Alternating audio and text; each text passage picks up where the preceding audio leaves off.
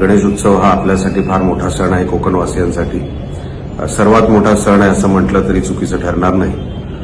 तर दरवर्षीप्रमाणे यंदाही भाजप एक्सप्रेस या नावाने दादर ते कुडाळ अशी आम्ही ती ट्रेन सोडत आहोत.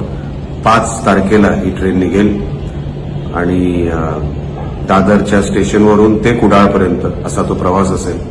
हा आमचा एक छोटासा प्रयत्न आहे जो दरवर्षी आम्ही गणेश भक्तांसाठी करतो.